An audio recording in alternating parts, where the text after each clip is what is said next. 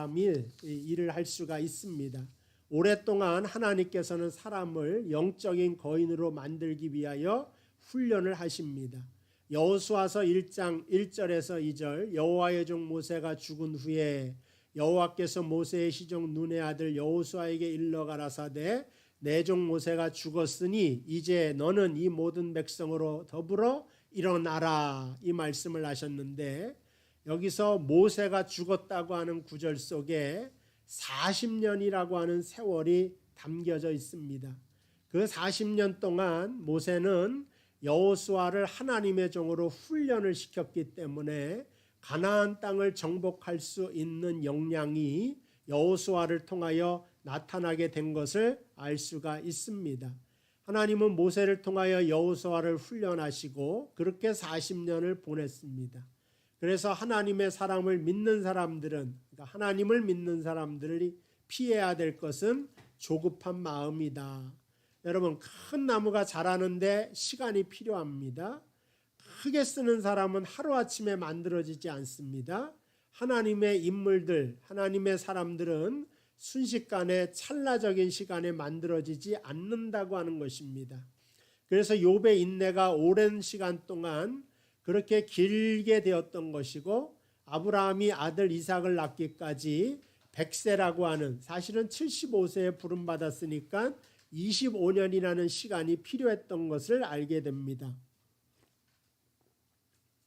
저도 대학교 신학교에 가서 목사 안수를 받고 지금도 이렇게 설교자로 서 있는데 제가 이제 좀 하나님의 말씀을 알고 설교를 하겠다 싶을 때가 한 20년째 된 것 같아요. 그때 되니까 조금 하나님의 말씀을 알겠다. 지금은 이제 한 30년째 돼가니까 다시 그래도 잘 모르겠다 그런 생각이 들어요. 그러니까 적어도 한 사람의 설교자로 세워지기 위해서는 20년이라고 하는 세월이 필요하다 그런 생각이 듭니다. 성경에 그래서 대부분의 사람들도 대기만성형이지 급하게 세워지는 사람은 없다. 다니엘서 12장 4절에 다니엘아 마지막 때까지 이 말을 간수해라. 그러니까 마지막 때에 되어질 일을 하나님이 설명하시는데 이 글을 봉함하라. 많은 사람이 빨리 왕래하며 지식이 더하리라. 그러니까 말세 때에 사람들이 빨리 왕래하고 지식 정보 사회가 된다고 하는 말씀을 다니엘서에 예언하고 있습니다.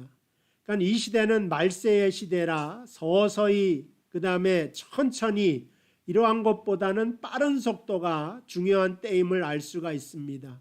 컴퓨터 CPU가 매해 빠른 종류의 CPU를 회사에서 내놓고 있습니다.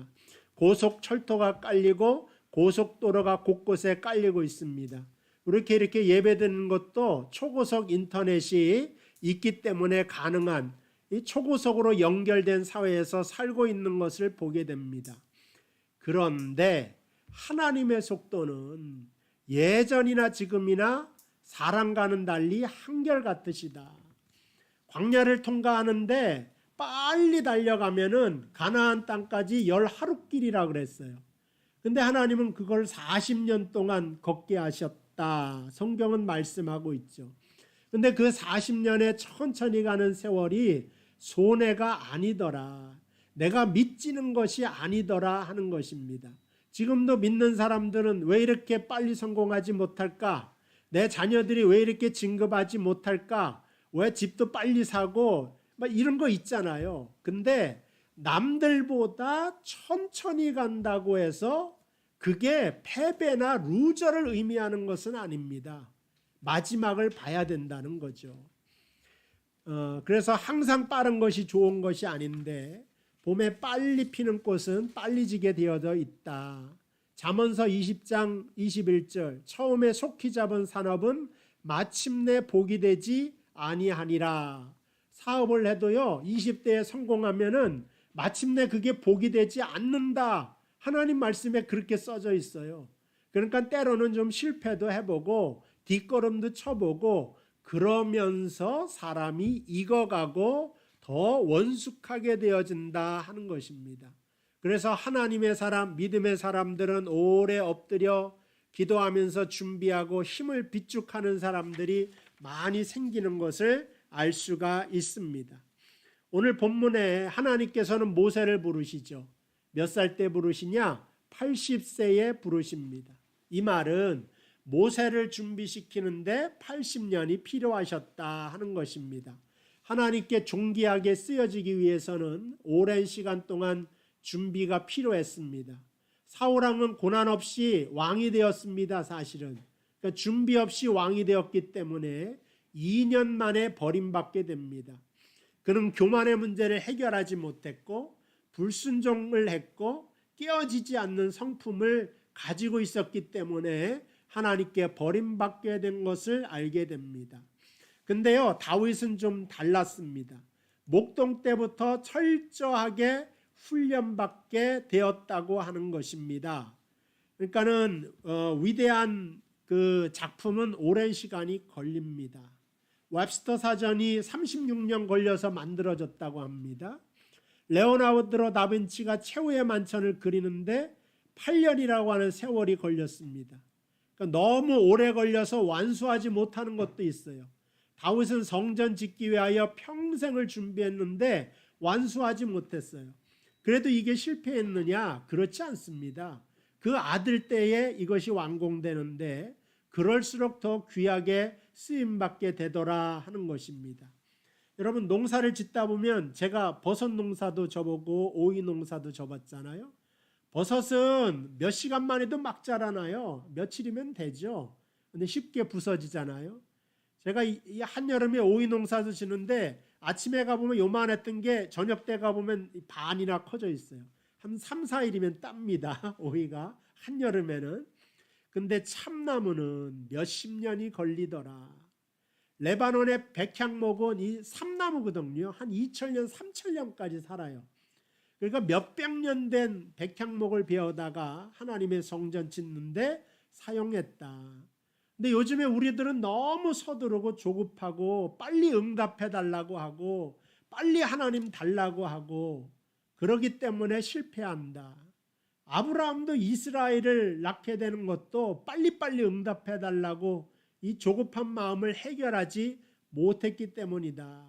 야곱도 마찬가지입니다. 장자권을 하나님 주실 때까지 기다리면 하나님의 방법으로 주는데 자기 방법으로 해결하려고 하다가 형하고도 원수되고 아버지하고도 거의 원수처럼 돼서 쫓겨나지 않습니까? 그래서 도망자의 신세를 거치고 고생하면서 무엇이 하나님의 뜻인가를 깨닫는데 20년이 걸린 것을 알 수가 있습니다.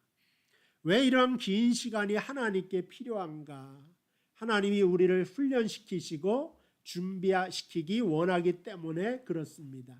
자, 그럼 어떻게, 어디서, 누구를 통하여 우리는 훈련받게 됩니까? 첫 번째로 하나님은 광야에서 믿음의 사람을 준비시킨다. 여호수아는 모세와 함께 광야에서 만들어집니다. 모세는 여호수아를 광야에서 키우게 됩니다. 모세는 애굽에서 궁중에서 문무에 탁월한 사람이 되었어요. 그곳에서 빠르게 그런 지성적인 부분과 사람 관리하는 매니지먼트에 대해서 아마 애굽에서 많은 걸 배웠을 것입니다.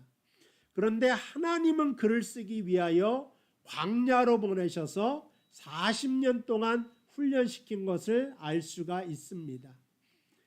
그곳에서 빨리빨리 성공한 원리를 터득해 가는 것이 아니라 40년 동안 모세는 광야에서 3가지의 훈련을 받습니다. 첫 번째로 홀로 광야에 있으면서 하나님의 음성을 듣는 훈련을 받았다. 여러분, 요셉도 고난이 많았죠. 예수님도 사실은 고난이 많은 인생이셨습니다. 바울도 다 마찬가지입니다. 광야라고 하는 학교를 다 거쳤다고 하는 것입니다. 오늘 본문의 모세도 마찬가지지만 그는 왕자였죠. 애굽의 모든 학문, 제한교육을 다 받은 사람이 있지만 하나님이 볼 땐 그것으로 부족했다. 그래서 광야로 보내신 것이고 부르신 것입니다. 거기에서 모세가 뭘 듣느냐? 하나님의 음성 듣는 훈련을 하다가 마침내 오늘 호렙산에서 하나님의 음성을 듣습니다. 모세는 바로의 궁궐에서 인기가 많았습니다. 왕자로서 모든 궁녀들의 흠모의 대상이 되었겠죠. 부러움의 대상이 되었겠죠. 외롭지가 않습니다. 근데 거기에서 하나님의 음성이 들을 리가 없죠. 광야에서 아무도 없어지고 주변의 사람이 다 사라질 때, 드디어 철저하게 고독하게 되었을 때 하나님의 음성을 듣는 것을 보게 됩니다. 저하고 여러분의 인생도 마찬가지입니다. 늘 즐겁고 화목하고 내 주변에 사람이 많은 것이 아니라 내 주변에 친구조차도 떠나갈 때가 있어요. 돈도 떠나가고 건강도 떠나가고. 근데 성경에 보니까 그것이 마지막이 아니더라 하는 것입니다. 하나님은 그때 시작하셔서 하나님의 음성을 들려주셔서 모세야 모세야, 떨기나무 가운데 타오르는 불꽃 속에서 모세를 불렀듯이 여러분이 가장 힘들고 외로울 때 하나님을 바라보고 하나님의 음성을 듣게 되기를 주님의 이름으로 축복을 드립니다. 그래서 고독한 사람, 외로운 사람이 되는 것이 절대 하나님이 내리시는 형벌이 아니라고 하는 사실을 기억하시고, 하나님이 쓰시는 인물들은 누구나 할 것 없이 외로움의 관문을 다 통과했던 사람들이다 하는 것입니다. 하나님께서 모세를 쓰러뜨리고 실패하신 후에 찾아오는 사람들 없이 홀로 되었을 때 그가 하나님을 만날 수 있었다 하는 것입니다. 두 번째, 광야 학교에서는 자아가 깨지는 훈련이 가능합니다. 모세는 자아가 너무 강해요. 사실은 자신감도 많아요. 육이 강한 거죠. 힘으로 스스로 하나님의 일을 이루려고 했기 때문에 이스라엘 백성이 고난당하는 것을 보고 애굽 사람을 자기의 힘으로 쳐서 죽입니다. 그러니까 내가 구원하겠다 이거예요, 이스라엘을. 근데 이것은 철저하게 실패하게 되고 그것으로 인하여 모세가 광야로 내어 쫓기게 되는 것을 알 수가 있습니다. 생명이 나오기 위해서는 알이 깨어져야 됩니다. 그러니까 모세도 모세가 되기 위하여서는 자신의 자아가 깨어져야 된다고 하는 것입니다. 저도 마찬가지고 여러분도 마찬가지입니다. 제가 옛날 성질 그대로 다 가지고 있으면 목회가 안 돼요, 사실은. 저는 30년 동안 깨진 것 같아요. 여러분들과 함께 지내면서 교회를 섬기면서 하나님께서 저에게 원하시는 것은 네가 녹아지고 깨어져야 된다. 여러분 요즘에 김장철이잖아요. 물론 요즘에 김장들을 안 하시겠지만 제가 어릴 때는 항상 김장을 했거든요. 배추를 썬 다음에 소금을 쳐서 절여져야지 김치가 되는데 절여지지 않고 죽어지지 않고 파릇파릇 거기서 새싹이 나오면은 아무것도 안 되는 것처럼 저하고 여러분도 말씀을 통하여 좀 절여지셔야 돼요. 순이 좀 죽어야 돼요. 그래야지 하나님 쓰시기에 편안하다. 교회 생활 해보세요. 여러분 일 해보세요. 여러분들이 가장 언제 힘드냐? 일 때문에 힘들진 않아요. 교회 일이 뭐 노동을 하는 것도 아니고 뭐 주식 투자하는 것처럼 아슬아슬 뭐 이런 것도 아니잖아요. 뭐 때문에 힘드냐? 뾰족뾰족하게 나온 내 성질머리 때문에 또 저쪽에서 뾰족뾰족하게 아직 다듬어지지 않는 사람 때문에 힘들다. 근데 그러한 일을 겪으면서 우리 자신이 더 하나님께 겸손해질 수가 있다고 하는 것입니다. 환난은 곡식의 탈곡이나 껍데기를 벗긴다 그런 뜻입니다. 하나님이 귀히 쓰는 사람은 그래서 이 환난의 탈곡기를 거쳐서 그 알곡으로 나오는 사람임에 틀림이 없습니다. 세상의 인기라든가 화려한 사람은 쓰임받기 어렵습니다. 왜냐하면 인기보다 인격이 중요하기 때문이다.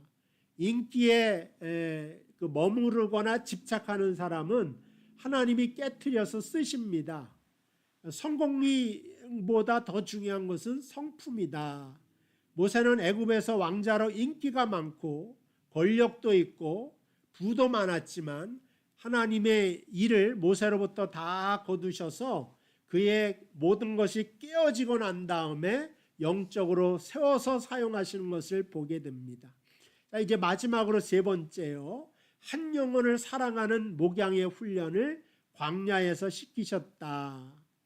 모세가 그 장인 미디안 제사장 이드로의 양무리를 치더니 그 무리를 광야 서편으로 인도하여 하나님의 삶 호렙에 이르렀다. 오늘 본문의 말씀입니다. 하나님이 쓰셨던 인물들의 많은 사람들이 사실은 목동 출신입니다. 왜 목동 출신일까 생각해 보셨습니까?